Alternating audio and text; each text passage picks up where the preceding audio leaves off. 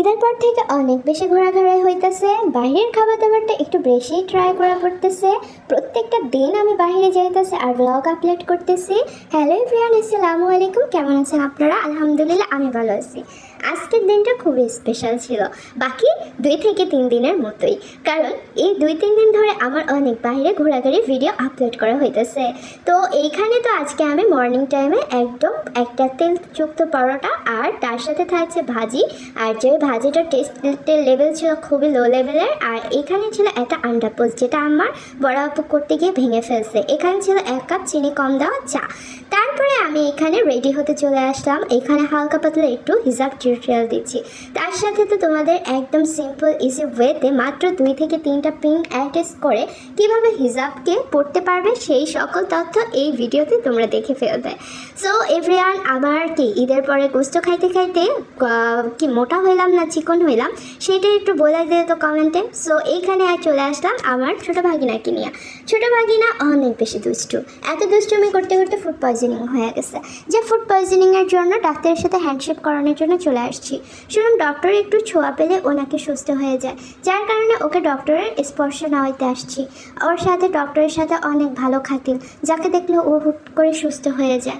এইখানে কিন্তু ওকে আরও আগে একটা ডক্টর দেখানো হয়েছে, বাট নারায়ণগঞ্জের ডক্টর ছাড়া ও কখনো ভালোই হইতে চায় না। জানি না নারায়ণগঞ্জে ওর কী হয়েছে, বাট ও তো মুন্সিগঞ্জে জন্ম হয়েছে। এইখানে ওর মায়ের অবস্থা দেখে আমার অনেক রাগ উঠতেছে। আমার বড় বোনটার অবস্থা, ওরা 2 পোলাপাইনে মেলা একদম নাজেহাল করে দিছে। এখানে আমার বড় বোন যেখানে যায় তার পুটলি বাইদা পোলাপাইনের খামলা ঘুরতে হয়। তারপরে চলে আসলাম বেলিফুল হাতে দিয়ে ঢং দেখাইতে দেখাইতে ফুচকা খাইতে। ফুচকাটা ছিল অনেক জোস। শহীদ মিনারে ফুচকা খাবা আর মজা লাগবে না এমন পাবলিক খুঁজে পাওয়া অনেক মুশকিল। এইখানে বেলিফুলের কিনতে গিয়ে অনেক দাম দরাদরি করে পরে পিচ্ছির মুখে হাসি ফুটে ওর কথা মতো 20 টাকা দিয়ে দিচ্ছি। আমি অনেক টিপটা জাতের মানুষ, একটা ফুলের দাম চাইছে ও 30 টাকা। এইখানে আমি দাম দর করছি 15 টাকা। নেওয়ার পরে ওরা তো পোলাপান মানুষ, জানোই তো ওদের। সো আমাকে বলতে বোন দিয়ে দেন না, আর 5 টাকা বাড়াইয়া দেন বোন। তারপরে বোন বোন বোন বোন অনেক করছে, তারপরে ওরা 5 টাকা বাড়াই দিচ্ছি, একটু মনে মায়াটা আসার কারণে, ওর ভাগ্য ভালো। সো এইখানে আমার ভাগিনারা ফুচকা খাচ্ছিল আর ওদের ফুচকা খাওয়া দেখা আমি তো ভাবতেছি পোলাপান কত প্রোম্যাক্স হয়ে গেছে। তারপরে এখানে আমরা যাচ্ছি খাইতে চলে আসছি। বেসিক্যালি এই পুরো জায়গাটা হচ্ছে চাষারা শহীদ মিনার।